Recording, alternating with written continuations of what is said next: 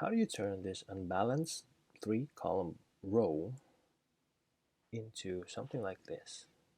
Okay, so if you haven't, if you're wondering what the difference is, I think it's rather obvious that these columns have the same heights and all the buttons are aligned at the bottom. Now, this is an extreme example of texts not having the same length, and this is extremely long, and this one extremely short, and this is just okay.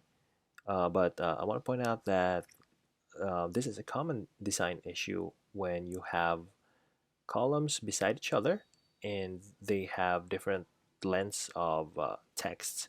And the common technique is to put the text or the topmost part of the content of the column to the top and put the button, which is the last um, content, at the bottommost. And that's what we're going to achieve right now. So we're turning this into something like this. So this is Ben from ThemeCo, and I'm going to teach you how to achieve this look.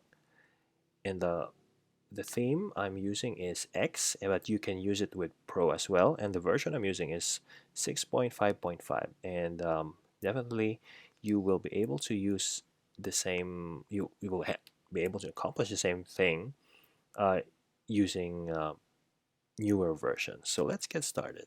So I have here Cornerstone open, and I have these columns unbalanced, and I have a headline element and which consists of a primary text and a secondary text. So so I have a headline and a subheadline. So this is the subheadline, and go to the top. This is the main headline, and I've done the same thing for the others. And also there are buttons here. So now let's get started with the balancing. So to do that, click, make sure you're inspecting the row. And what I did is to just click on an empty space like that, and the row is inspected. Or you can also go to layout and locate the row and click this magnifying glass icon to inspect. Okay, so I have that. Now I will be needing custom CSS for this case. So to do that, I will click on the Customize tab, then go to Element CSS. Now let's get coding. So I want you to follow along the code that I'll be using. First, $sign EL, which is a dynamic variable in X that refers to the entire row, and put that there. And then first of all, I'm gonna give it a height. So the height, oh, sorry for that. So EL is the row, and I'm going to refer to the columns. So I'm gonna give the columns a height of 300 px. Oh, it's too small for this one, so I'm gonna give it 350. I think 370 would be better. Okay, so 370 it is.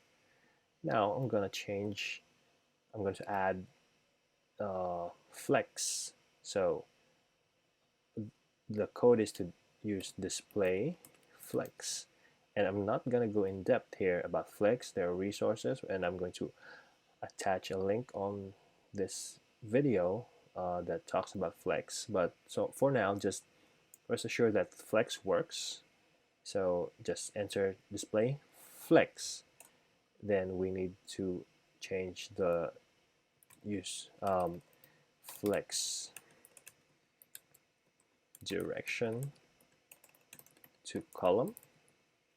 Then justify content to space between. Okay, so what space between does is it puts one element to the top and the other to the bottommost. So there's a clear balance and alignment between the columns. So basically that's it. That's it. And let's take a look at how it looks like on uh, smaller devices.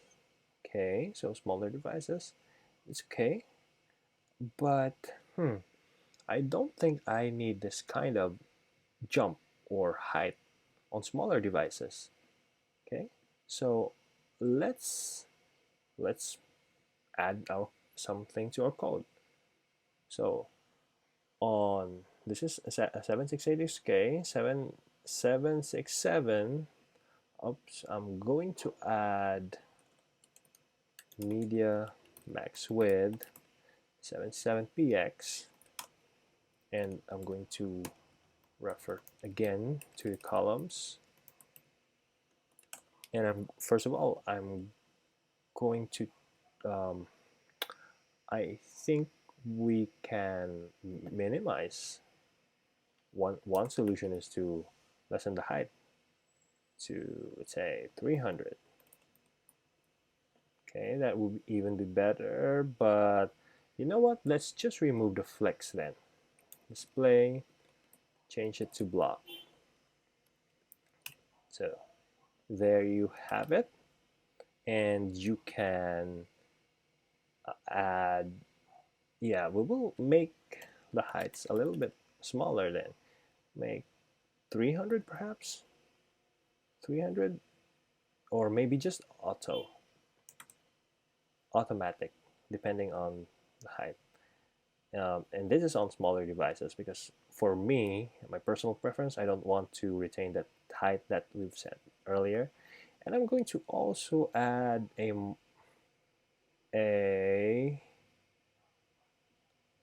I'm going to, since there's no margin for columns, I'm going to add a margin. Let me inspect the row. Go to customize again. I'm going to add a margin at the bottom. Margin bottom 2em, and which is applicable to smaller devices. Okay, and there's no gap there. We can actually add a gap element, and it will not affect what we've added earlier. So we have a gap there, and I'm just going to add it in one of the columns. Yeah, so there it's still balanced. Actually, let me add it to the others.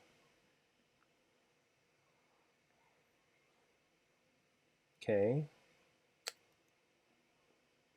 add that and that. And so when you make the screen smaller, the buttons won't stick to the text, so making them look good as well. So I hope you found this tutorial helpful, and stick around for more. Thank you. Bye.